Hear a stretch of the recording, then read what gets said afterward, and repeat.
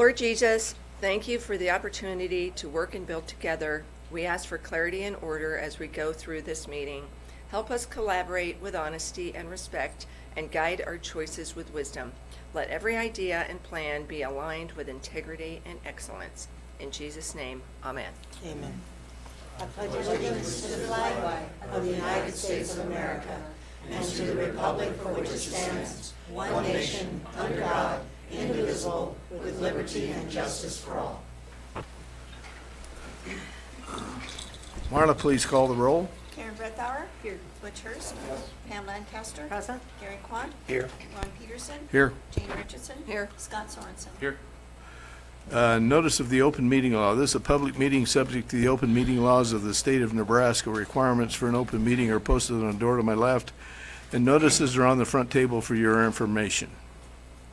Request to reserve time. If anyone in the audience has a request to reserve time on a specific agenda item, please come forward at this time.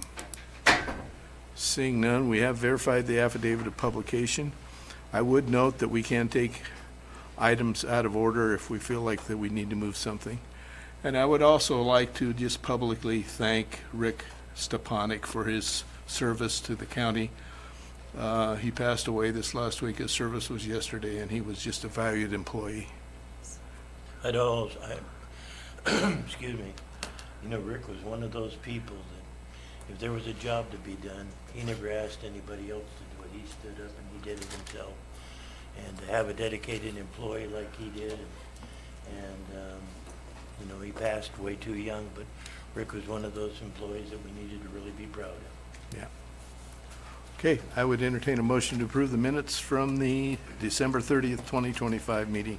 Mr. Chairman, I'd like to make a motion that we approve the minutes of the December 30th, 2025 meeting, in addition to some following consent agenda items. I would like to make one note on number 6 under Public Works. The bid letting for a culvert is listed at 9:30. That will be corrected to 10 o'clock for the bid opening.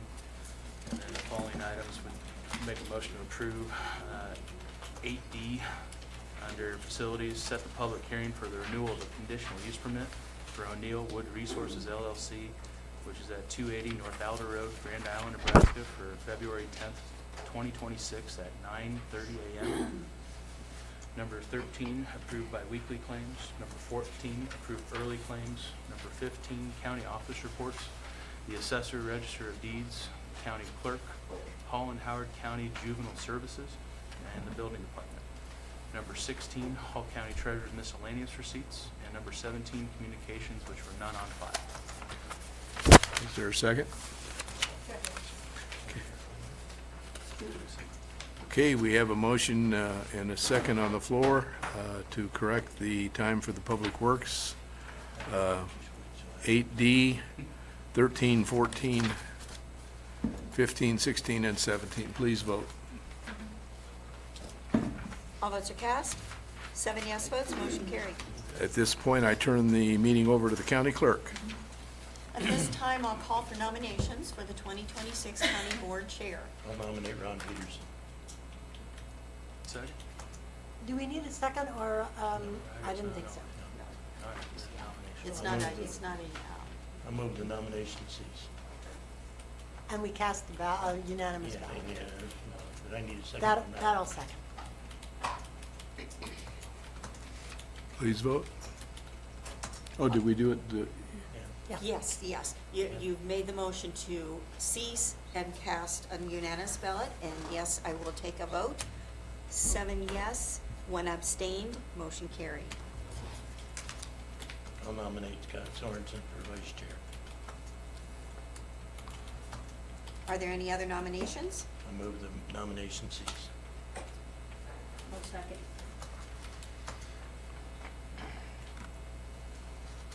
All votes are cast.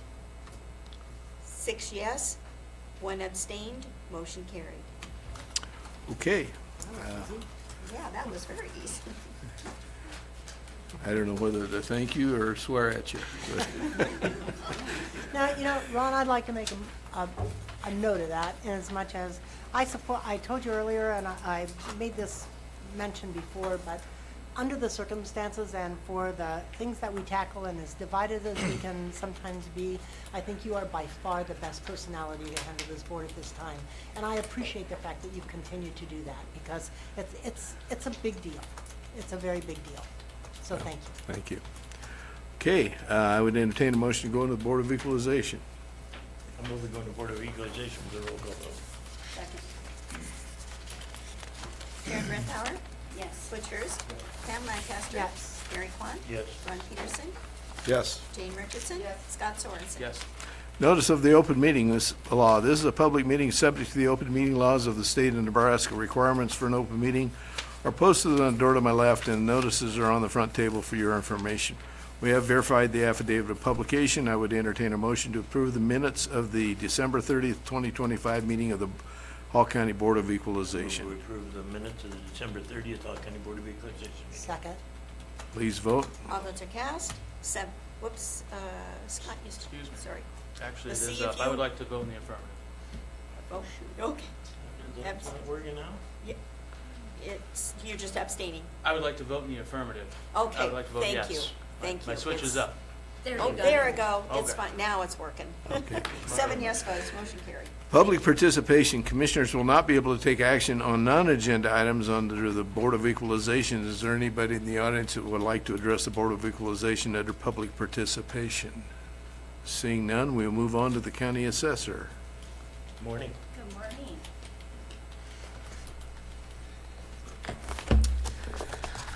I need authorization for board chair to sign tax correction notices 752 to 754.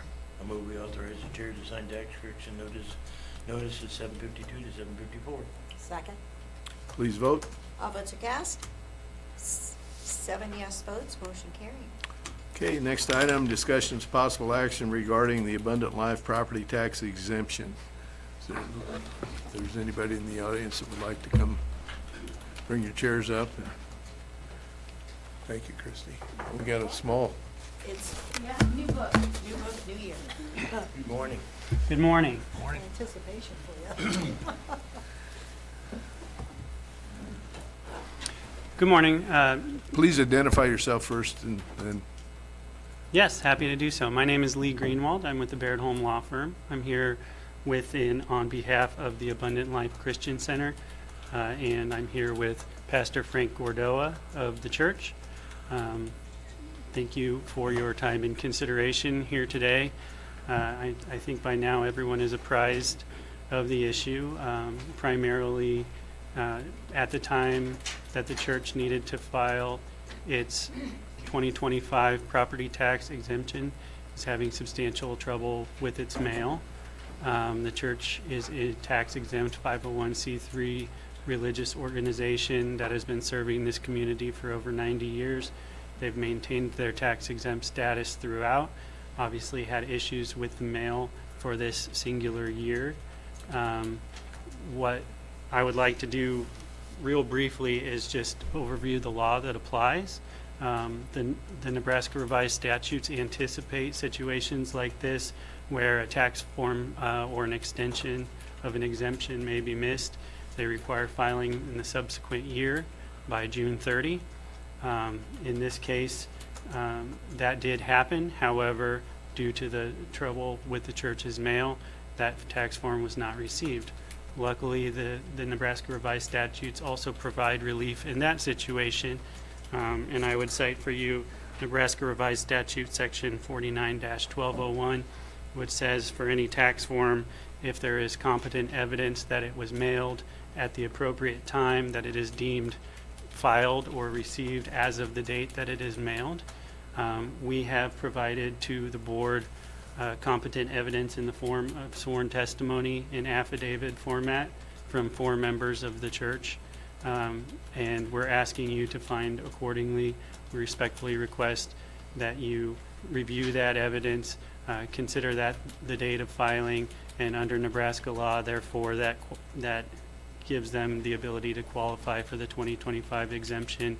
That would have a large impact on the church. We're talking about a tax liability of approximately $90,000, which would affect their ability to do community outreach, worship services, and all the other things that they do for this community.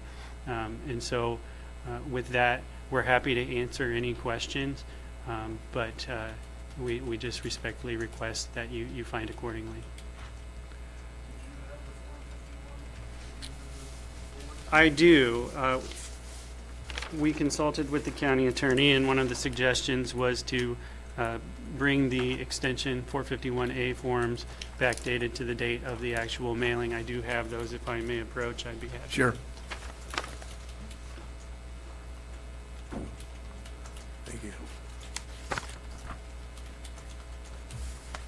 Yeah, and there are 2 parcels, correct? That's correct. Yeah. I have the IDs if you'd like. No, it's on the application. Okay. We backdated those to the date of mailing pursuant to the statute that I just recited to you. The applications would be deemed filed as of the date of mailing, so they're dated as of June 12th, 2025, which is the date of mailing that the affidavits and the sworn testimony therein support. Okay. Scott? Mr. County Attorney, I guess after looking over the information provided, do you feel as if this is providing competent evidence of the issue at hand? Ultimately, that's your decision, ladies and gentlemen. This is something the board has to decide upon, whether this is competent evidence. You have before you sworn testimony. It's an affidavit. An affidavit is somebody swearing that this is what happened. You have that from, I don't know how many, multiple? 4 people. 4 people. The form that you just received, it's 2-part test here. You have to have the form, and you have to have an if you're filing it late, you have to have an explanation or the reason why you're making the request. I do believe you have both of those before you now. The form, as they filed it, has the date where it's backdated. That's typically not something that you want to do, but what I believe what they're trying to show you is that you don't have a copy, confirmed, you don't have a copy of the explanation nor the form that you submitted back in June, correct? So this is an attempt to recreate the form as it would have been filed back in June. I believe that is, with that explanation, they are not trying to forge anything. They're trying to explain to you that this is what we sent, even though we don't have a copy. Record keeping will be very important moving forward, of course. But the parts that I have that need to be checked off are in front of you. You're asking for my guidance that I believe you have enough information to make a decision as to whether it's competent evidence or not. In a court of law, affidavits oftentimes are submitted for evidence. The content of the affidavit I'm not going to comment on. That's the part you have to decide. I believe you have before you evidence that would be deemed competent if you believe that what is in those affidavits is trustworthy, reliable, and explains why, what, and why. And if the board voted to accept that as competent evidence, I believe procedurally you can do so. How's that for a legalistic non-answer? Sound like a politician. Or a lawyer, one of the two. Pam? So, Mr. County Attorney, since there's no letter. You don't have The a letter was in the in the Oh, packet. oh, okay, okay. So- The letter explaining but so what you do happened. have a copy to put with this, an original or something, It's in our packet. so, okay. Yeah, I did see those, okay, all right. I just want to make sure that we have all of that'll need to go in a file, right? We'll need a copy of that to go in the files. Yeah. I'm happy to give you Oh, this you already copy. have it. Okay, she already has it. Just want to make sure we Yeah, have it. they dropped off a copy to the clerk's office in addition to emailing it to us. Oh, okay. Butch? I would just like to ask, what is the next step? Okay, they filed this with the state. Does the state review this, or? So it really doesn't matter what we do here today, is the state's gonna make the final decision? Is that correct? I'm going to answer that for you. I know you're looking at their attorney, but I'm going to answer that because I just got that information late yesterday afternoon. I did talk to the state of Nebraska. it goes no further if the board says there's not competent evidence to believe that this actually took place and you're filing out of time. If the board says, we believe what you've submitted to us, we believe that you filed that in time, that statute that, sorry. Mr. Greenwald.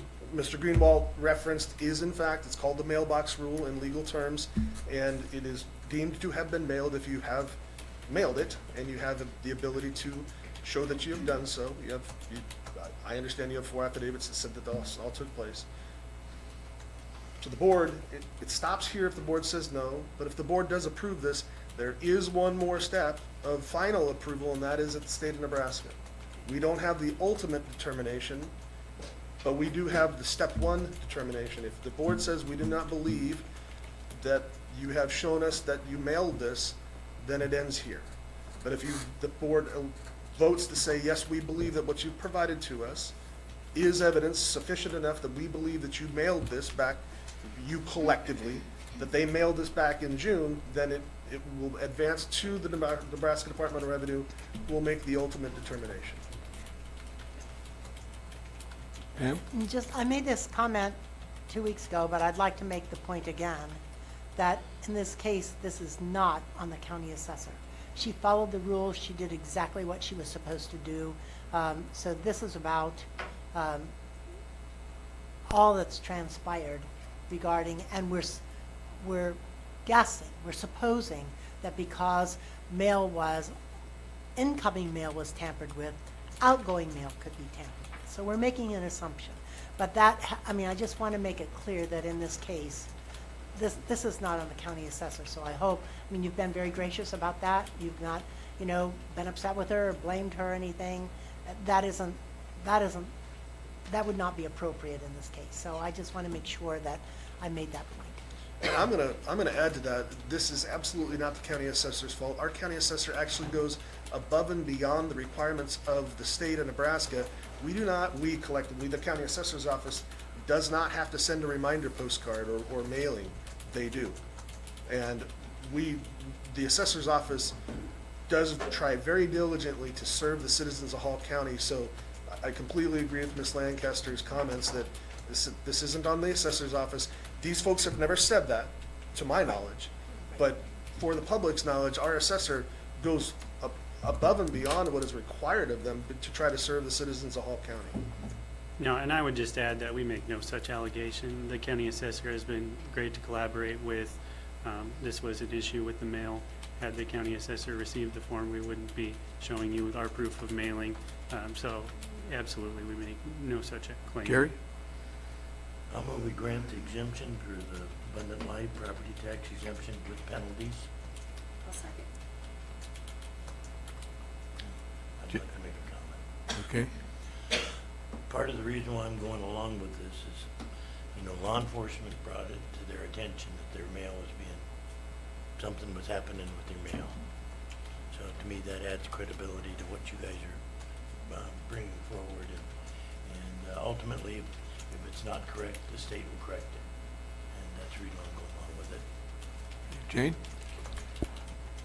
So I see in the packet the letter, and I see the 4 affidavits. I don't see the police report that was referred to a couple weeks ago.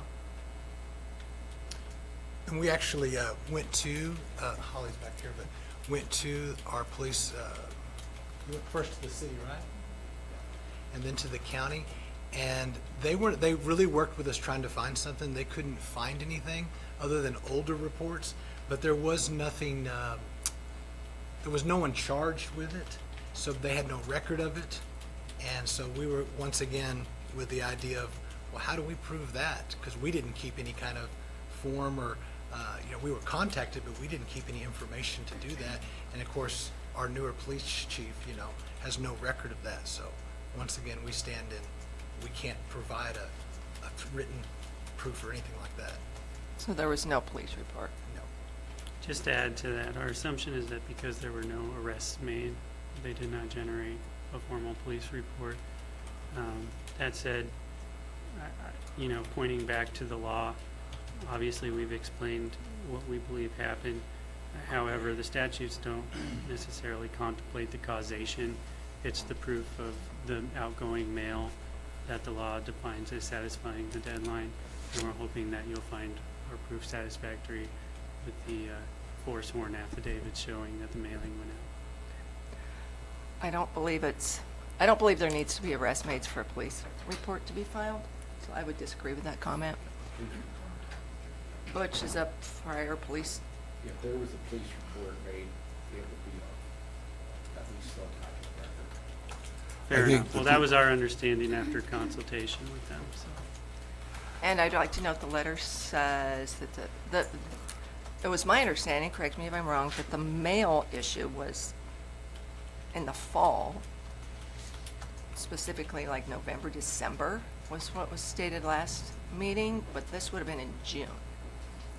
Just want to point that out. Yeah, but I would also point out, Jane, just because they mailed it, it may be irrelevant with that. We've had issues at the county level on a number of cases where our mail that has gone out to taxpayers has never been received.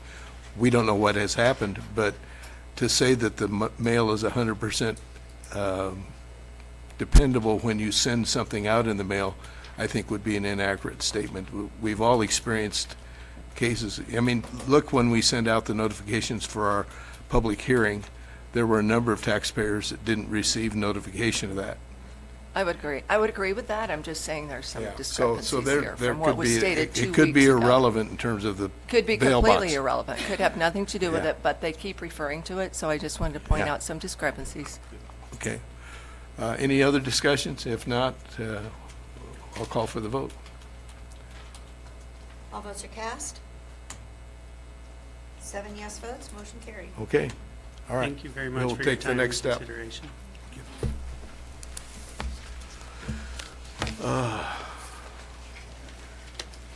County Treasurer.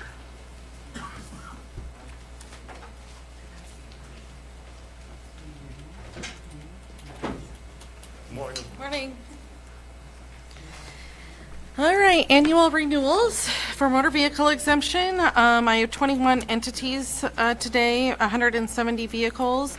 The entities are American National Red Cross, Central Nebraska Humane Society, Evangelical Lutheran Good Samaritan Society, Girl Scouts Spirit of Nebraska, Goodwill Industries of Greater Nebraska, Grand Island Central Catholic Schools, Grand Island YMCA, Great Plains Annual Conference of the United Methodist Church, Hall County Livestock Improvement Association, Head Start Child and Family Development Program, Hope Harbor, Iglesia Ebenezer, Mid-Nebraska Individual Services, Mid-Plains Center for Behavioral Health Care, Mosaic, Orphan Grain Train, Quality Loving Care, doing business as Prairie Winds Assisted Living, the Family of the Good Shepherd, United Veterans Club Honor Guard, VSL Grand Island, and Young Women's Christian Association of Grand Island.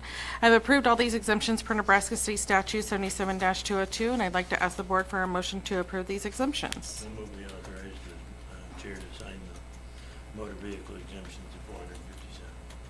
I'll second the motion. Yeah, just wanted to make a point again about 457. That's not the number, that's the rule, is it? It's not 457. It's 170, didn't you say? 170 Oh, vehicles. 170 vehicles. Yes. Yeah, it's the rule is 470. Yeah, it's Form 457. Not that. Yeah, it still is a lot. Yeah. Okay, so we have a motion and a second on the floor. Thanks for the clarification. It's like, Please vote. All votes are cast. 7 yes votes, motion carried. Is there any other new or unfinished business to be brought Thank you. before the Board of Equalization? If not, we will adjourn and go back into the Board of Commissioners.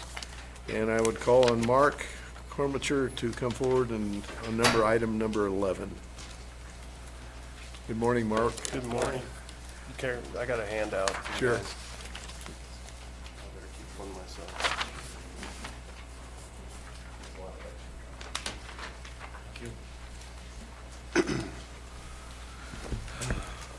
Mark actually approached me in December, and we had a number of other items on a couple agendas, so we moved him back to this meeting, just so your information.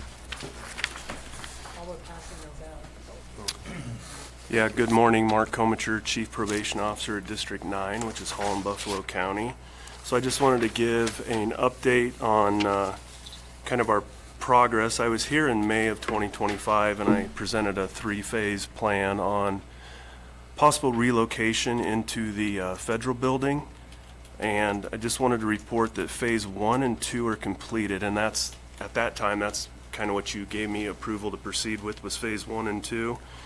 Phase 1 was relocating our juvenile officers that were currently in the federal building over to 117 East First Street, putting them all together in one location. And then Phase 2 was to move in the Central Nebraska Drug Court that were previously in the Law Enforcement Center. We had they wanted to vacate our rental agreement at the Law Enforcement Center because of issues themselves with space for the police department. So that was completed in August 2025, and the bathrooms have been, is the bathrooms completely updated, Dune?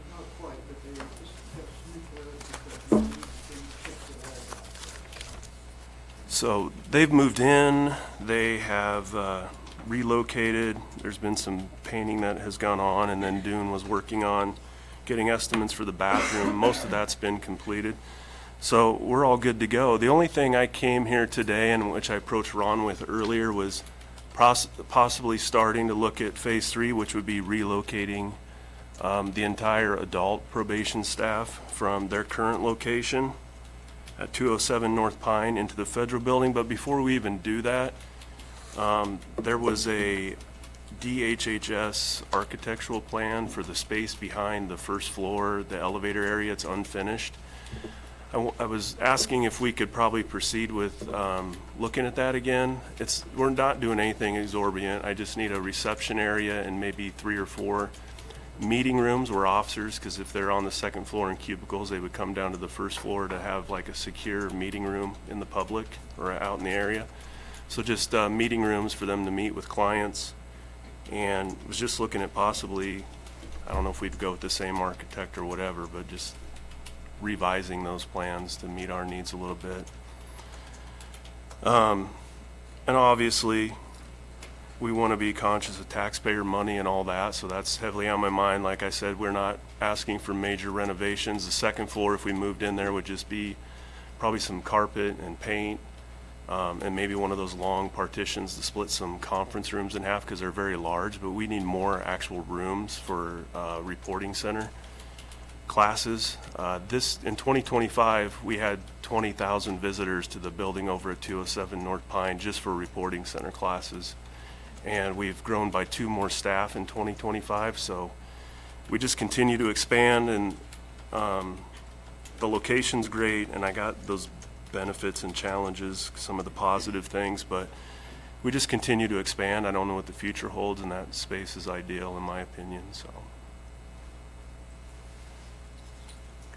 Any questions, board members?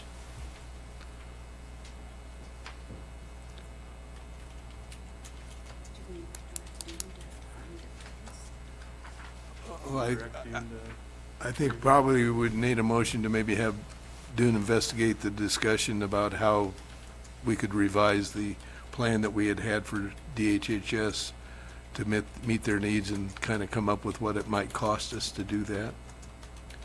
Does that make sense? Dune, you up for that? Sure. I'd make a motion that we direct our facilities director to investigate the possibilities of moving probation over to the federal building.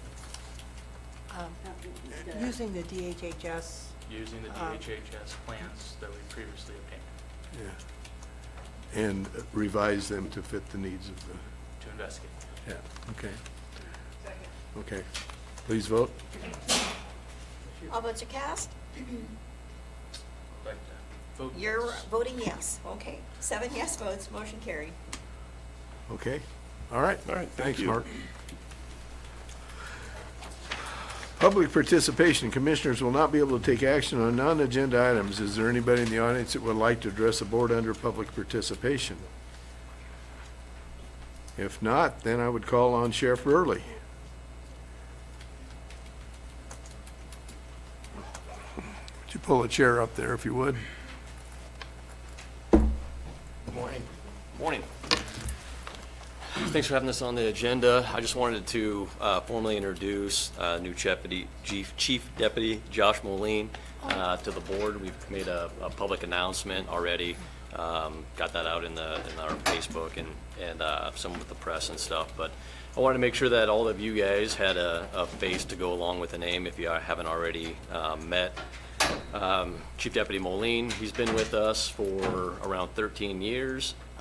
Very good career with, started off as deputy, worked his way into field training officer, instructor, in many different divisions throughout our department. Was promoted to a sergeant, did well as a sergeant on patrol division, and then he took over as our sergeant for the criminal investigation division. Was in that for about 4 years. 4 years, and then he had been promoted to captain, and just has proven his leadership ability, ability to rally people around him and really get good work done from everybody that he touched as a supervisor. So pretty easy choice to have him move up the ranks to chief deputy to support my mission, our mission of what we want to do moving forward with the sheriff's office. So I'm super excited to have him on board, and like I said, I just want to make sure that you guys had a face to go along with the name. Congratulations. Thank you. So would it be proper for us to say, Josh, he's got big shoes to fill? He does. The previous chief deputy was phenomenal. He does have a great name. Yeah, and there is some confusion, but when I came on 4 years ago, I tried to get him to change his name, but he said he was here first and that I had to change my name. So we're still battling that out for now. All right. Well, welcome aboard. Thank you. Congratulations. Yeah. So, yeah. All right. Thank you very much. Thank you. I told him to have a speech prepared.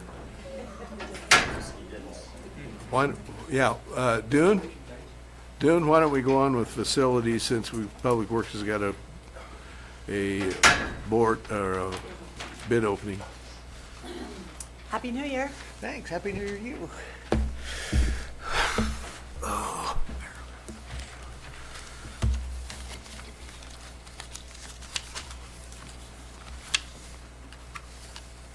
Any of it done on consent agenda?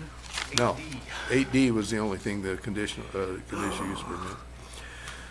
Well, my understanding is you guys have seen the quote for the new cameras was brought to me. It's $4,500. We have a line item in building and land to cover replacement and repair work on cameras. There's $10,000 left in that account. We've spent some of it this year. I was just, that quote is dealer cost on that Brandon received for those cameras, and we budget that money each year to help upgrade our cameras and to maintain our camera system. Which specific cameras are we replacing? You know, I know they're going to add some cameras around the buildings, places, some outside cameras and some inside cameras, and then there's some cameras in the courthouse they want to replace that are old, that are not, they're not making clear pictures. Okay. So that's kind of what they want to do. And you've been working with the sheriff? Yes, they work with the sheriff on it now. That's all I was going to mention, is that they're working with the department, and I think that whichever department, and often we've had a situation where we feel it's inappropriate to disclose exactly where The cameras are security located? cameras are going to be located, and where they are now, what we're going to extend, and so on. So I would just hope that the board would be tolerant of that, and trust, of course, that the sheriff's department, since you're working with them, they know what they're doing, and, Yeah, well, there's a number of cameras that have been put up years ago that the new cameras now have better resolutions on them, and they can pick up faces better.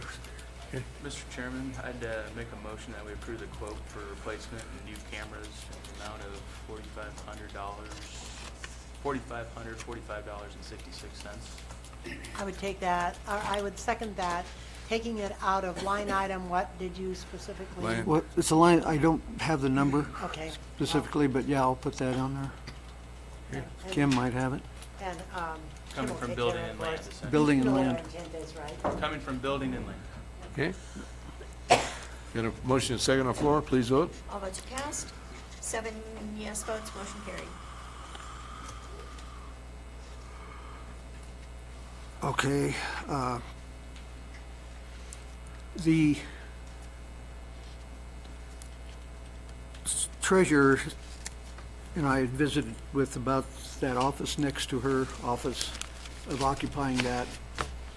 And she's in no big hurry if the board has other ideas for that office or if they want to wait. But she expressed some of these reasons as why she would utilize that office space should the board decide to allow them to have it, use it. She already has a vault in there that they use, and have access to.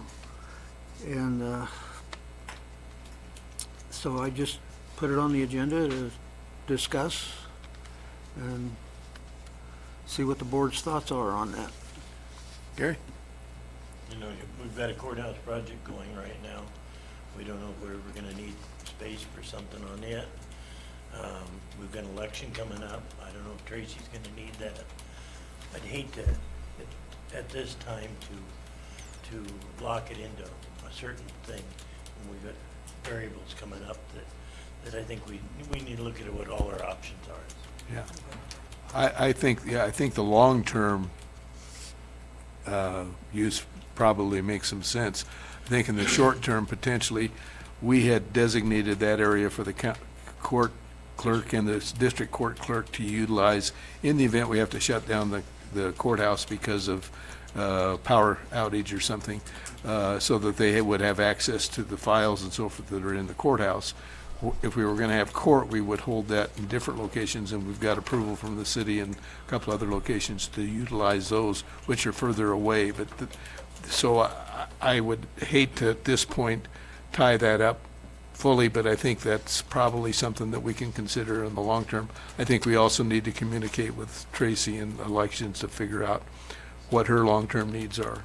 So, anyway. Well, and I think we should allow her to, of course, to continue to use the vault as she always has. Yeah. You know, we're not gonna take anything away.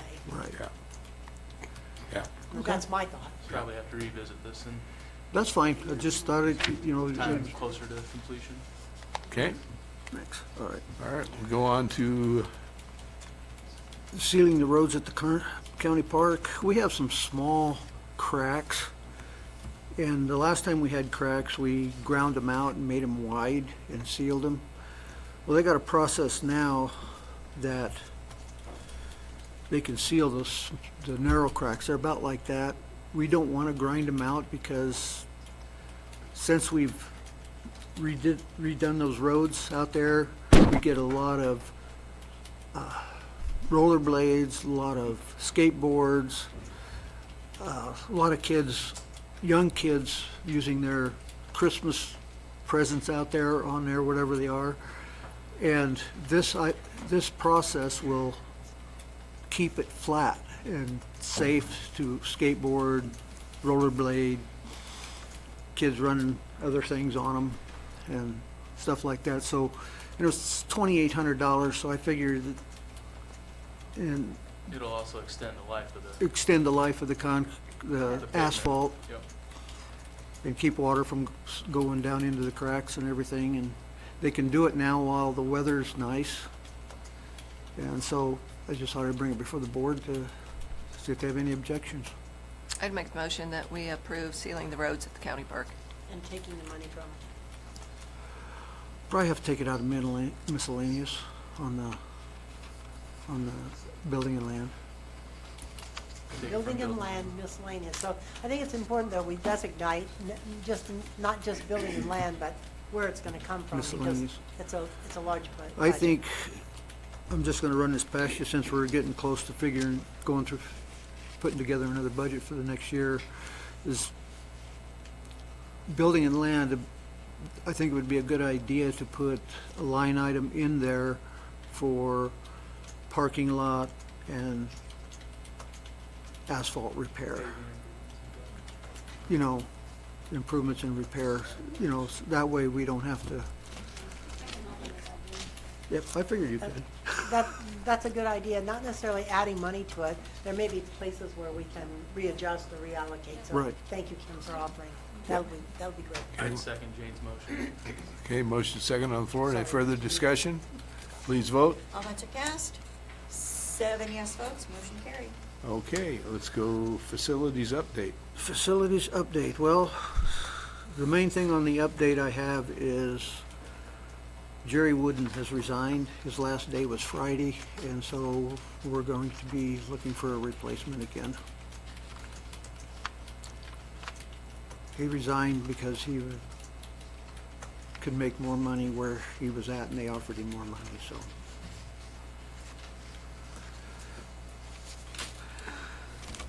That's always a challenge, then. The other thing is, we've been removing a lot of ash trees that are dead out at the park. I think they've got up to about 20 of them so far that's removed. So, we'll probably have to put together a fairly aggressive replanting of trees out there so that we can have trees for the future out there. Because the majority of the trees out there are ash, and they're going to be removed, period.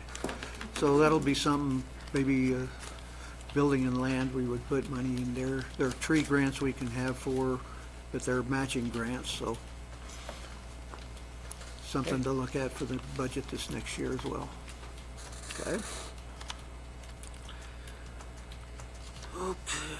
Want to talk about the pigeons? The pigeons on the balcony. In the past year, we've had a tremendous amount of pigeons utilizing the courthouse for nesting, growing little ones, expanding their herd or flock. And we've cleaned it out several times. We've had a guy, our pest control people, they failed at keeping them out of there any time, for any length of time.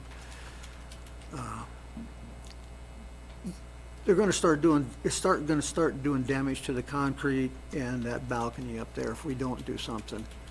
I have contacted American Fence, and they're researching putting a big screen up there that you could see through so it wouldn't hide anything, but still keep the birds out. They make such a thing, and I'm looking into the cost of that, number one, and the availability of that product. So when I get information on that, I'll bring it back to the board. But they can put it out there, it'll cover the whole front from the roof down around the balcony, and it'll keep birds from getting into the balcony, but you can still see it from the outside. Let's see, I suggested we put Gary in charge and send him up weekly. We'll just put Gary in charge. Sorry? Have we tried anything? we've tried everything, tried poison, tried noise, tried going up there. Yeah, yeah, Streamers. yeah. They get used to it and then they come back, you know, that's just it. 12 gauge or? 12 gauge or? You do you. Like, I like to keep the geese off my deck and stuff at the lake, and I bought this shiny streamers, like real thin. It worked. It works for I have pigeons some. for a little bit, but for some reason they keep coming back. What about like a plastic wolf? Owl. I hate to see a screen. know, I I'm do afraid it's too. gonna get dirty and look nasty. I agree. It's just something else Do for they have any maintenance. sound machines? Because you know how like mice, you get those sounds for rats and mice and we put them in buildings? Is there anything up there we could plug something in to make noise? Well, from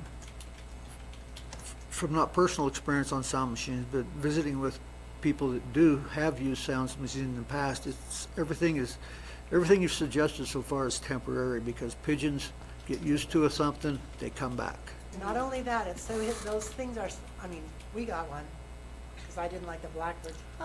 Well, it was so hideous, I was more appalled by the sound machine than I was, and if you figure it's high and it's drifting down, I would be well, I'm for trying anything other than a screen, because I kind of like Jane's idea. I mean, I hadn't thought about that for my trees, so, but anyway, this is, Screen you might think of a screen like a door screen, but it's not.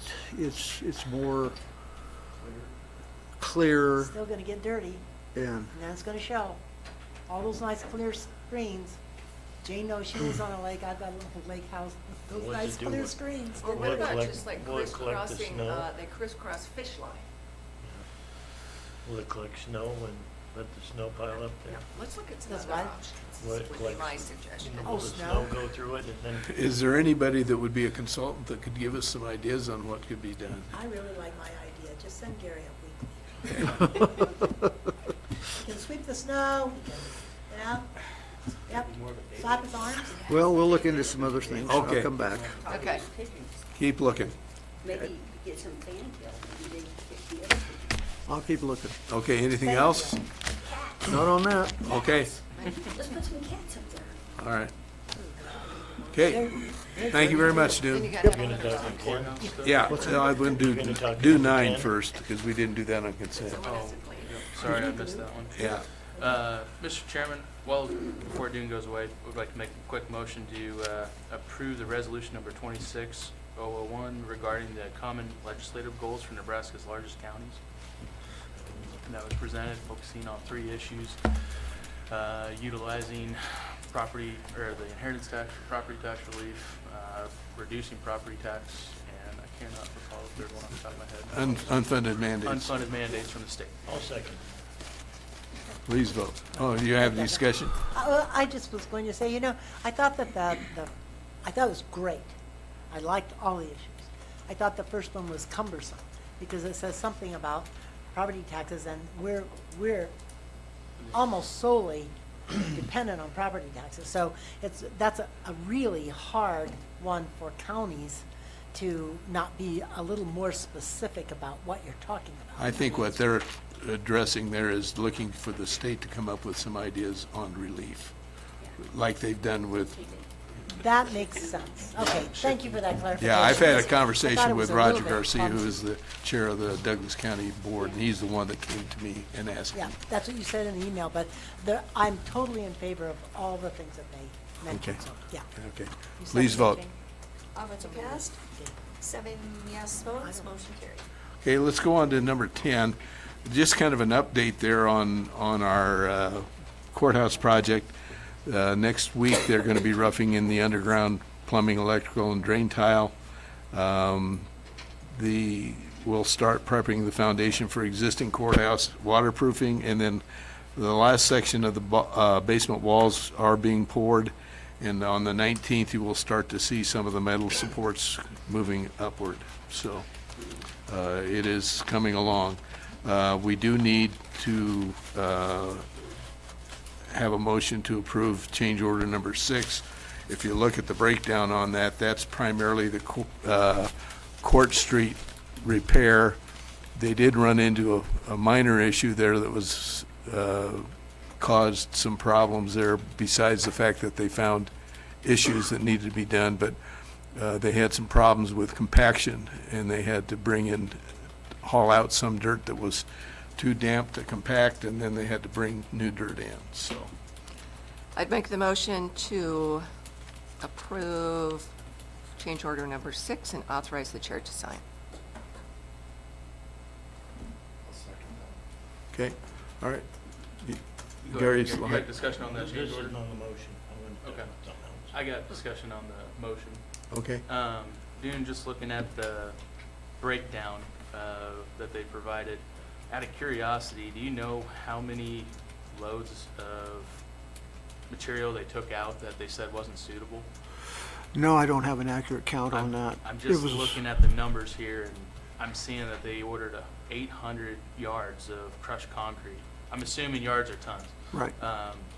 yards of crushed concrete. Yeah, they had to go back with that because I mean, that's the only thing that 80 would. dump truck loads of crushed rock that they brought back in to fill in, and that, I'm just curious, as I know getting compaction is, you know, a key issue to make sure the concrete doesn't settle and all that, but in my tiny brain, that just seemed like overkill, and I'm just curious to see what you thought. Well, I think with the soil that they were working with, Scott, it was really spongy. I mean, there was no way to pack it, and I think they overdug some that needed to get down so that so it would be stable. And that's probably what causes the large amount of trucks coming in. Okay.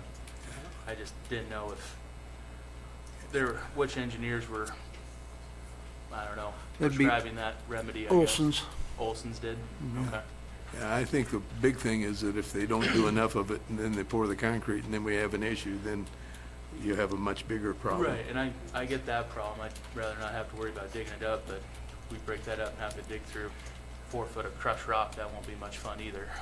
I just No. didn't know if there was clay pits anywhere or anything like that that would have been a little more economical. I know just getting quotes from Nitro the other day, it's right at $34 a yard for a ton for crushed rock, and yeah, it just adds up really fast. So Yeah, it does. I guess I just would like to maybe have somebody convey the message to Olson's that overkill's fun when they're not flipping the bill, but I've seen them do this before, and it just, I don't know, caught my eye, I guess.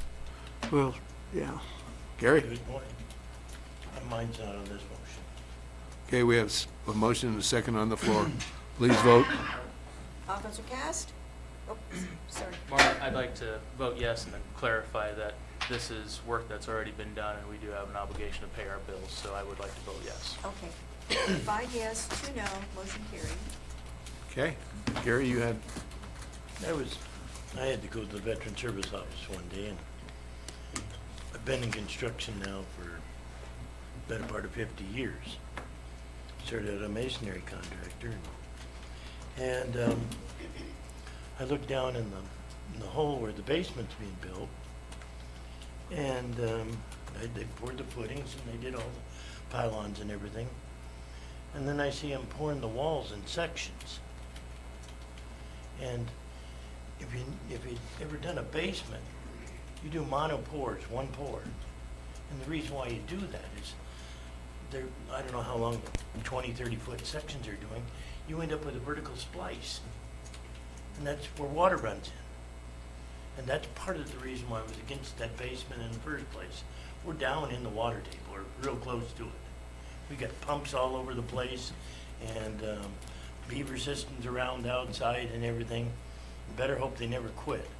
But we've got every 20 or 30 foot, we've got a splice in the wall, someplace where they're going to put tar on the outside of it, and hopefully it'll last 10, 15 years and keep the water out. But not only do they have vertical splices on the west side, and I talked to Dune about this, on the west side, they're going to have a horizontal splice where they're going to pour walls on top of walls. And this is all below grade for water to run in. Kim? And I've never ever seen anything like it. Karen, you did houses. You had poured basements? Yeah, we poured them in 1 pour, and also when they pour those elevators for drain, they always pour those in 1 pour. They never ever stopped it. It's called a mono pour. Everything, they never. Marla, could we put this on for 2 weeks, please? And I'd like to have someone from Chief here to explain why they're doing it that way. I got it. Yeah, I'd like to have this on in 2 I want to weeks. respond to you, Gary, on this. I just found out some information this morning. I went over to the trailer. Number 1, there's going to be 4 layers of waterproofing on all the walls, all the basement walls, 4 layers. And there'll be extra layers on the seams. So there won't be any chance for water to get into that building from the basement. There'll be drain tile around the outside that will run into the pumps. As you can see on the drawings here, we have, and you asked, we talked about the tunnel situation there. You and I visited with that about. Well, behind you there is a drawing. It shows the tunnel. If you look there, there's going to be a sidewalk on that one ledge going over to the tunnels on the left-hand side there, and it's sloped to drain water away from the building, across the tunnel and down. And then you'll see that corrugated area there. That is all for water to drain out away from the building. And then they have 4 layers of waterproofing on that edge. They have 4 layers going up. They do that, you'll see the layers there with the floor coming across where the toilet is, where the floor is. They put a ledge there so that it supports the floor and supports, they're trying to get all the weight, or much weight as they can on that footing. That footing's 2.5 foot wide. Then they go up to another ledge to hold the face brick, and there's like 3 or 4 ledges there to hold different things up, and some of it's to hold the metal on the outside of the building. So on the basement walls all the way around will be 4 layers of waterproofing. So chances, and if the water does get inside there, when it runs down, gets into the inner layer, which, you know, anything's possible. It's going to run down the edge, and then it's going to run out to the edge of the footing and into that drain tile. So the chances of the water coming into the building are very slim. I'm not going to say it's impossible. You know, anything's possible. But with the 4 layers of waterproofing, chances are pretty nil that it's going to get water. No, I just don't want to buy a $40 million boat and have holes drilled in it. You know, I've never ever seen a basement with places in it, horizontal and vertical. I feel like I would- maybe they could give us some example. Gary, when you have questions like that, could you maybe just, yeah, give us a heads up, and we'll have Chief here. I'm not gonna second guess. When we have Chief on board, we have architects, we have engineers. I'm not gonna try to explain this stuff, but boy, let me tell you, they can. So just give us a heads up, and we can have someone here that can answer those questions. That'd be nice. He said he was going to contact him, I know. Ask me. and that's what I'm doing right now. Okay, all right. All right, This is All right. what I've done for a living all my life, so I know what I'm talking about. And our ground in Nebraska does. all right. All right, let's, we will try and get them Thanks to. for the update, dude. All right. Anything else, Gary? Gary, do you have anything else? No. Turn your light off So, then. you did get the idea, I mean, you understand that we'd really like to have Chief here in 2 Yeah, weeks. I will. I'll Okay, have him here thank you next very meeting. much. I just wanna Yeah, make we have sure our this- meeting Thursday. We'll talk to him about it. Oh, perfect. Yeah. Okay, thank you. Thanks. All right. Huh? What was the motion? We already voted. Butch- I'll Butch second it. approved We've already voted Butch on it. approved it. Yeah, we've already voted on it. Yeah, it's already voted Butch on. had the second on that one. Okay, Yeah, all right. yeah. All right, let's go on. Let's do the bid openings at 10 o'clock and then let them study them while we do corrections. That's a good idea. Okay? Mr. Chairman, I'd make a motion that we open the bids for box culvert project on C40 parentheses 562. And good news is we got a lot of bids. I'll second that. Please vote. All votes are passed, 7 yes votes, you. motion carried. They need to get one too. Gary, do you want to vote yes on the bid opening? Yes, yes.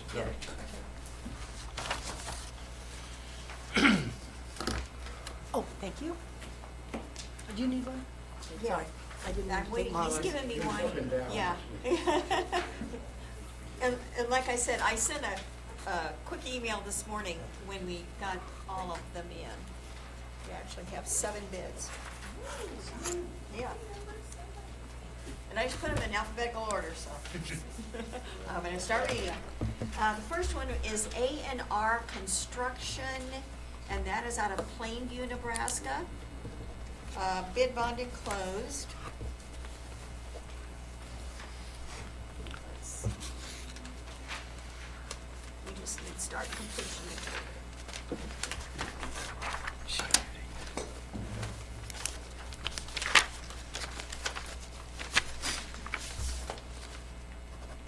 Did you have an estimate on that? Okay, starting date, April 13th, 26.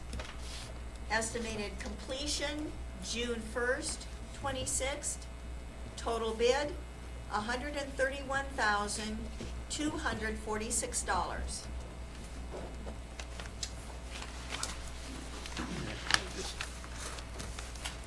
The next one is from A Plus Contracting out of Sutton, Nebraska.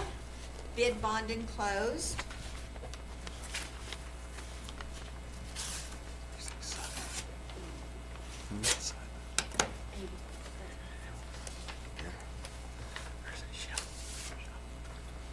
Starting date, February 26th. Estimated completion, March 26th. Total bid, $92,165.60. The next one is from Brink, B-R-I-N-K Building Group out of Omaha, Nebraska. Brink.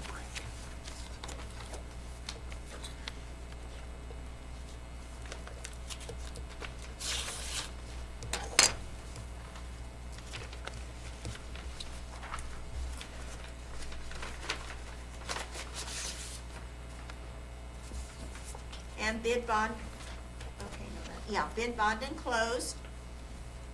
Beginning date, TBN, to be announced or to be To be determined. determined, yeah. To be determined. And then the completion would be 6/1/26 or sooner. Total bid, $116,605.60.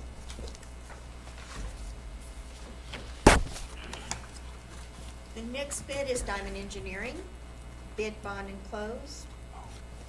I missed it. Who was that again? Diamond.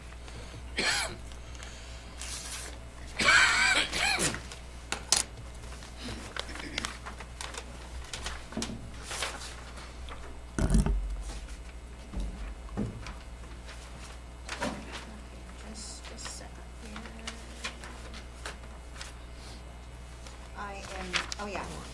And bid bond is enclosed on that one. Beginning construction February 2nd, 26. Completion date, March 13th, 26. Total bid, $109,964. The next one is Saul Remus Construction. And bid bond enclosed. What was the name of that one? Saul, S-A-U-L, Remus, R-A-M-O-S, Construction. Grand Island. Is it Grand Island? I don't have an address on Yeah. the outside here. I have They took over when Hooker Brothers leveling, when they dissolved the workers. Okay. Good to know. They do a lot of city work. That's the only thing. And estimated date for beginning, April 1st, 26. Estimated date for completion, June 1st, 26. Total bid, $87,319.12. There was a bond. Yes, bid bond enclosed, yes. Sorry, I got this.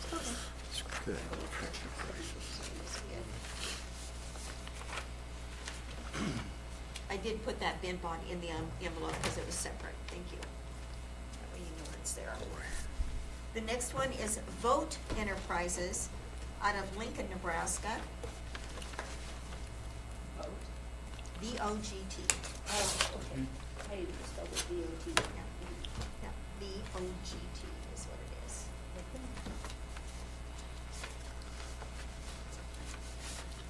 Are they a registered voter?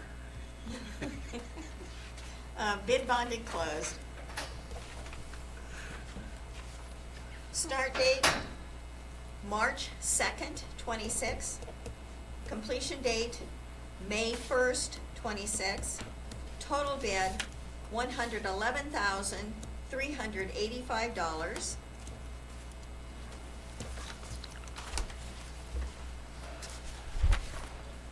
And the last one is F&A Concrete Finish out of Gibbon, Nebraska. Bid bond enclosed.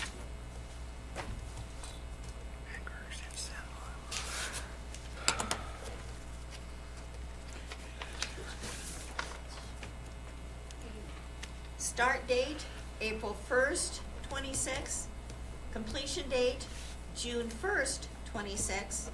Total bid, $113,672. Move we accept the bid and refer them to Public Works. Second? Motion on the floor to accept the bids and turn them over to Public Works to analyze. Don, can you remind us what a rough estimate was on that project? Yes, I will tell you after we get a contract signed, Okay, because if we don't go through one, we have to go down. okay. So I'll give you the estimate after After we award? we've got a contract signed. Sounds good. But these are very good prices. That's what I thought. Thank you. Maybe, that's what I said. The boxes were talked about last time, maybe we should, There's not these much are very work out- good bids. My understanding, there's not much work out there right now. Please vote. All votes Oh, are cast. that's why 7 yes they votes, talked me motion into- carried. Okay. Make a motion to go into Board of Corrections meeting with a roll call vote. Second?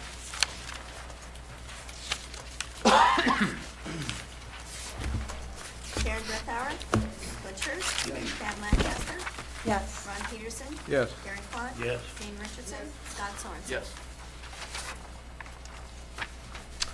Notice of the open meeting law. This is a public meeting subject to the open meeting laws of the state of Nebraska. Requirements for an open meeting are posted on the door to my left, and notices are on the front table for your information. We have verified the affidavit of publication. I would entertain a motion to approve the minutes of the December 30th, 2025 meeting of the Board of Corrections. Move we approve the minutes of the December 30th Board of Corrections meeting. Second?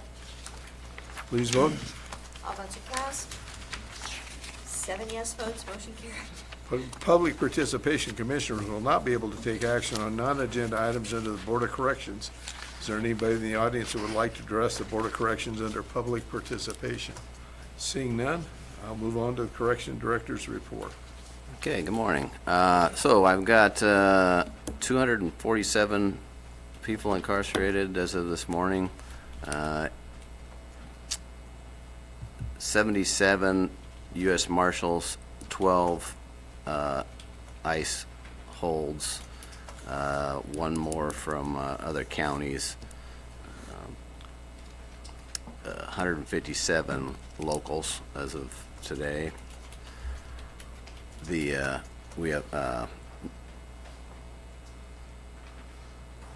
10 people, I'll do my math right, 10 people here from being held by for probation, and then one additional there for probation revocation bond. So, okay, if there are no questions about that, I've got a revenue report for you.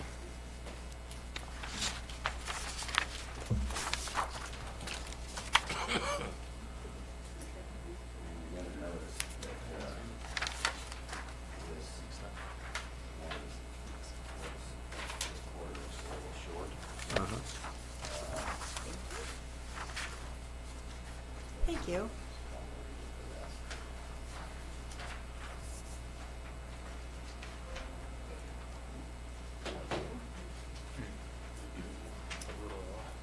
You tell them, they need one. Oh. They need one.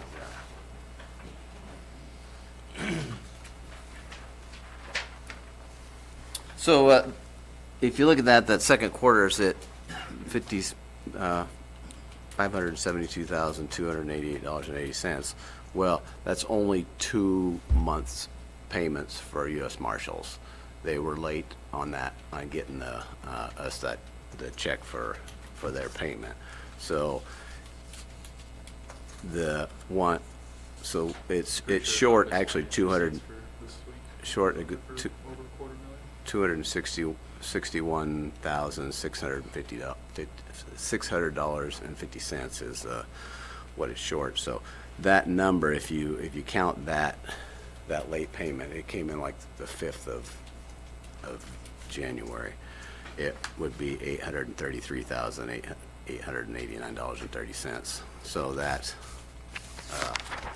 the 6-month total with that payment would be $1,981,748.51. So it's and the new rate hasn't kicked in yet. It starts December 1st, and this goes up to November. So Were you able to get all the we're in pretty. contracts signed then? Yeah, right. So, Good job, thank you. yeah, so we'll be in pretty good shape this year as long as we can keep those numbers up. You know. So this new, the check will have the new adjusted rate. The additional money, you mean, or Yeah. the adjusted rate will start from December 1st. The going. check that we received in January was prior to. It was for- Yeah, that is actually for November. Yep. Okay. Yeah, we bill for November in the first part of December. We usually get it toward the end of December. It didn't come until after the first month. Just out of curiosity, Don, or Todd, do you think that we're going to be impacted at all by the ICE detention center out in McCook? You know, that's really hard to say. I mean, I could see that we'd have some value just because we're closer, you know, as a place to move people through, that sort of thing. Do most of them go into Omaha for court? Is that? Yeah, yes, yeah. So it's yeah, could it have an impact? Yes, but I don't really know what kind of impact. I mean, we don't have a ton of numbers. I mean, we're not dealing with, and U.S. Marshals have just reached out to us about maybe the increase in their numbers a little bit. So I think we're be in pretty good shape, and you know, it's be what, $22 extra dollars is that right? 120? Yeah, extra dollars per person you know, that adds up pretty quick. So that's going to help quite a bit. How is your staffing levels? We are 5 short right now. We're working on and filling them, but we've been kind of struggling. I mean, we've been getting a few good people, but you know, we're exhausting our lists when they come in, and we're moving pretty quick. Not as quick as we were a couple of years ago. That's been a challenge, there's no Yeah, question it about has, it. yeah. I guess one other thing I just wanted to bring to your attention, and this isn't anything that we need to panic about or anything, but I was just reviewing where the budget is at right now, and if you look at, and I'm sorry, I have a spreadsheet here. I probably should have made you guys copies, and I'd be glad to email it to you if you want it. But if you look at that big line item, that corrections jailer's salaries, it's $5,400,000 line item, and it's right at 50% at the end of December, which is, I've never had it. I mean, that's right where that's spending it all, you know, and I've never had it like that before. The bottom line of all the payroll stuff is at 48%, which gives us a little bit of leeway there, but generally we look to that big line item as having extra in it to cover things like extra overtime and some of those other expenses.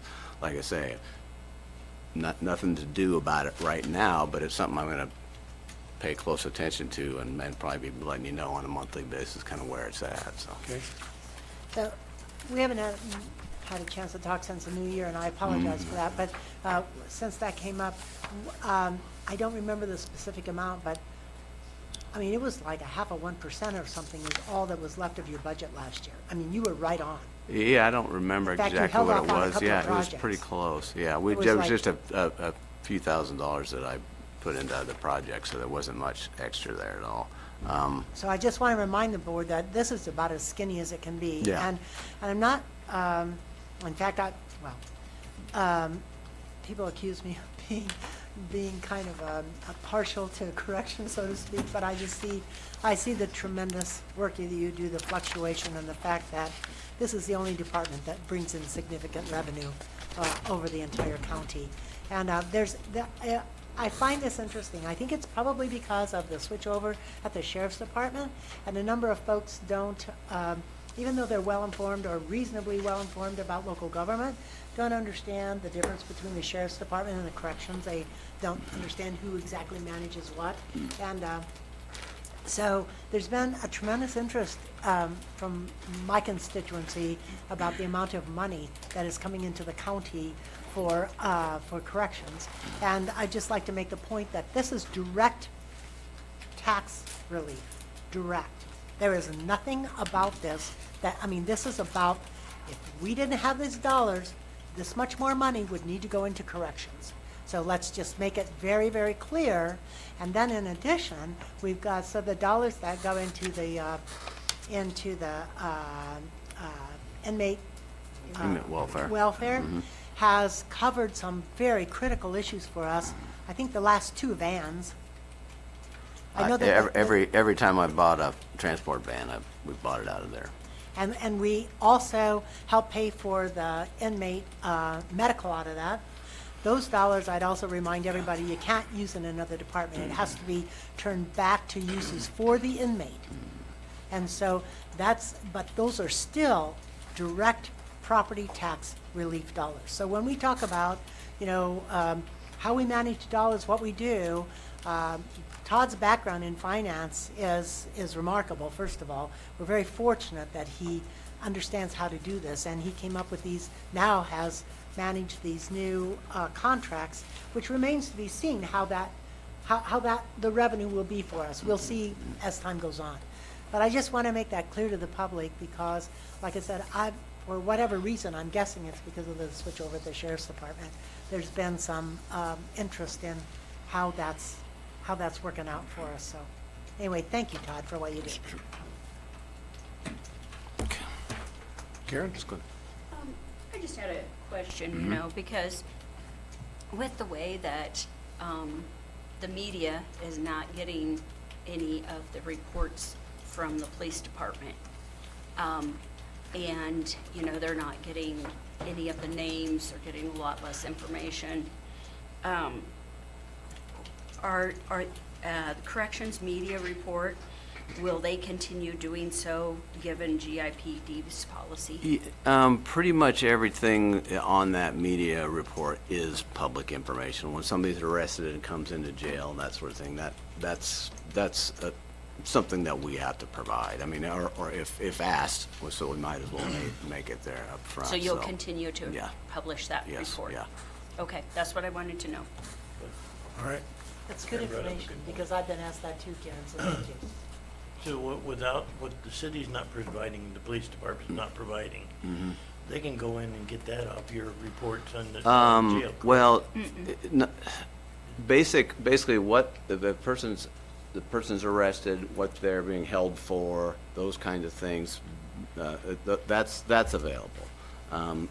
Details about it, victims, names, other people, that stuff is not. So, and any details about the crime, I can tell them this person's arrested for a 3rd-degree assault. I can tell them that, but I can't really tell them anymore. If they want more, if they ask me for more details, I say those are police reports. You'll have to go to the police department or sheriff's department to get that information. I wouldn't release But that. they can get the name off that. Sure. Yeah. That's Yeah. Sure.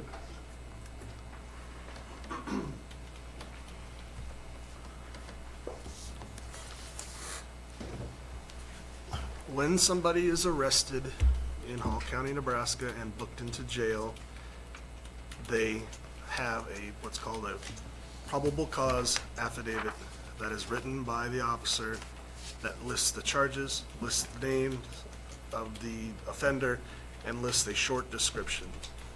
That is filed with the court, and that is publicly available for our media partners or anybody who wants to inquire about that. So there is a certain degree, when it comes to an arrest that has been made, there is public information that gives a little bit of information as to what that arrest is about and who was arrested. Okay, thank you. And that's what's public. That is what's public, so it's, our law enforcement partners are providing information that is publicly available. just in a little bit different mechanism, I think. And we do have jail tour today? Yep. Okay. The minutes, December. Oh, I'm so sorry. okay. Yeah, oh, sorry. It's the 7th, yeah, because they're the first meeting.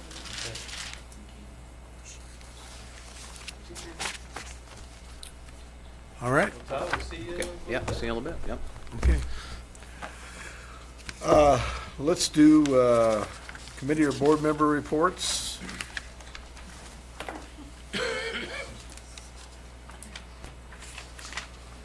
I had a planning commission meeting, and I was just going to say that the Indian Head, the golf course out there, they had some undeveloped land along North Road, just like kind of south of the Holiday bus system where we have our Hull County Transit.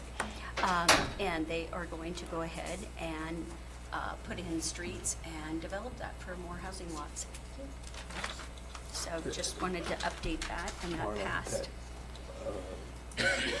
Resolution? It has to be signed by everybody. Yeah, it's going around. Anybody else? Jane? I just have a quick thing. Attended a Humane Society meeting last night, and the intakes are down pretty substantially since the animal control has been turned over to the city police and the sheriffs. Not exactly sure why, but it's being noticed, and maybe it's just because it's a lot of work, and animal control is not that easy of a thing to accomplish, and that's what they're finding out. Spay and neuter isn't taking care of everything? Yep, they gotta get some, it all takes money, as you know, but when they can, they do that immediately along with being chipped. So when you get an animal from the Humane Society, you're paying for the spay, neuter, and chipping. And all shots, they make sure they're all updated with all shots. Gary? Karen brought up something a little bit ago, and you know, I've talked to quite a few people here lately. How much more housing do we need in Grand Island? I mean, look at the houses for sale, look at the rentals that are for rent right now, and a lot of this is being done with TIF money. You know, our tax base is eroding. And, you know, and the rentals, if they're sitting empty, you know, they're gonna come back at protest time and go off the cost income approach, and they're gonna want their values lowered. We need to start looking at the whole picture on this, and this TIF is gonna start killing us. I think what is happening is when they did the housing study back, what, a year and a half ago, it showed that we had a shortage. And now, with the economy and the things that are happening and people not affording to buy homes, I think the times are changing from the study that we received to today. That's what I was gonna comment on, and honestly, it's supply and demand, and honestly, yeah, if we got more houses, it will reduce the overall valuation on some of them, but the actual valuation in total should not change a whole lot, so I wouldn't be as worried about that particularly. And they're talking about interest rates going up. And Well, Scott, we were talking about it just before the meeting, Scott and I. You know, $4 corn, and with what's happening in other places in the world, you know, our farm values can't hold up either.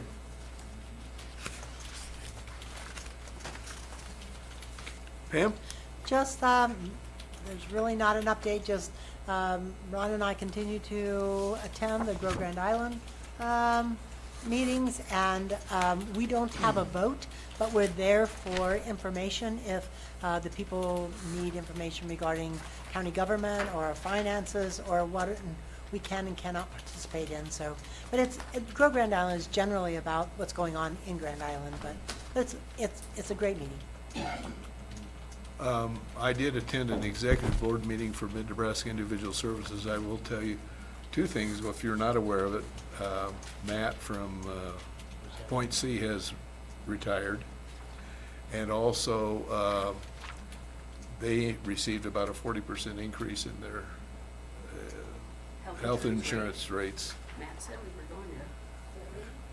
Yeah, Matt said it was gonna go up significantly at our meetings this last year. Yeah, it's really, there's a lot of pressure on health insurance, so not good It news. is. So did, Okay, well, let's take a 5-minute break if we, Gary, you got something? one other thing. Did somebody, did Senator McKeon resign? Yes. Oh, you did? I don't know. I know they're voting today. Karen, what are your sources for your news update? The media. The media. So But- it must have been a but I press wasn't- release. I wasn't playing on my phone, okay? Yeah. I just was looking to see. Before Gary gets going, we've got to find out where it comes from. It sounds like Senator Dan McKeon has resigned. I've been, sorry, I was watching it all day, a little bit. No vote necessary. No, all I could find is he will not resign. The recommendation, they're voting unanimously. Advance the resolution to expel him. That was done yesterday. That was done yesterday. You guys got any hookups? I have to just do a Google search, just like what you're doing. Casey? According to what we just reported, he resigned before the expulsion vote. There you go. Okay. Thanks, Casey. Thank you. All right, well, let's take a 5-minute break while we're waiting for the Public Works to get back to us. Okay, then I gotta tell you. 28-cent runs it. Session, let's open up, and are you guys ready? Yes, sir. Okay.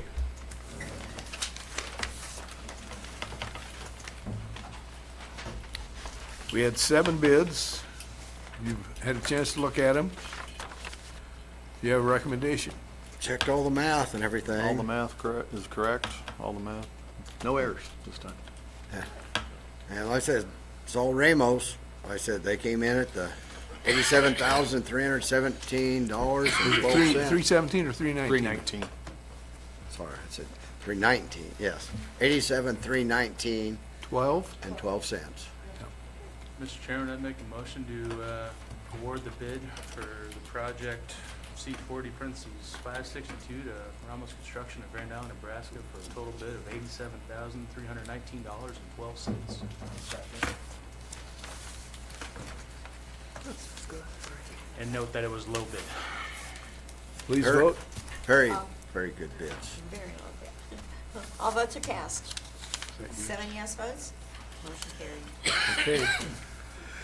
Then we have one other item, number 7, discussions, possible action to award engineering bid for the overlay.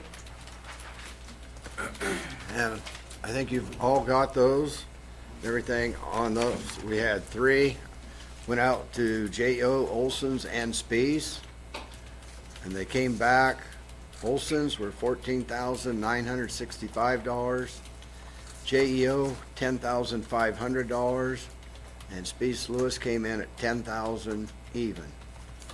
I said, we have had both Spees and J.E.O. do our engineering before on them, but Spees came in with the lowest quote. I'd say go with them, and so we can get the overlays started project. I'd like to make a motion that we award the bid for the engineering on the overlay on project C40 parentheses 565 to Spees Lewis Engineering for a total of $10,000. Low bid. Thanks, Jane. Appreciate you. Please vote. All votes are cast. 7 yes votes, motion carried. Okay, is there any update that you need to give us? I'll do some quick updates.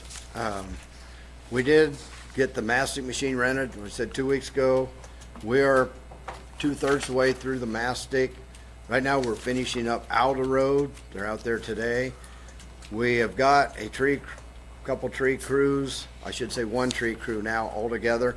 We're sharing the boom truck between the parks and us. They've had it for quite a while because they've been cutting down a lot of ash trees that the board's got. We borrowed our truck back for a couple of days to work on the east side of town on a little subdivision, getting them topped and cleaned up. We've got crews cleaning ditches as we speak, and we have also another crew working on boxes and bridges still. They're dry enough. We're getting a lot of work done underneath those. We got paperwork back from Copycat for the forms, so we will be starting on objects and in the right of way. We will be handing those out to landowners, not the renters necessarily, it goes to the landowner. So that's where They're we. the ones that would be assessed Yep, if yep. we gotta go in and do something. The landowners are who we would assess. Yes, If the yes, county that's had to why, do it. yes, that's why they get the notice, the 30-day notice and everything.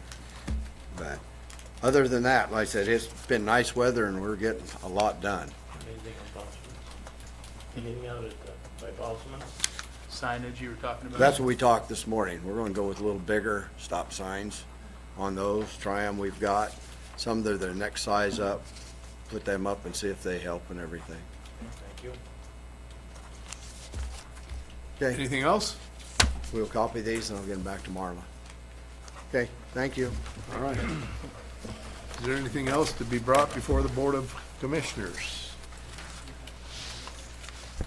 If not, Yes, we we are did. adjourned. To jail. Oh, yeah, we are recessed to the jail. Thank you.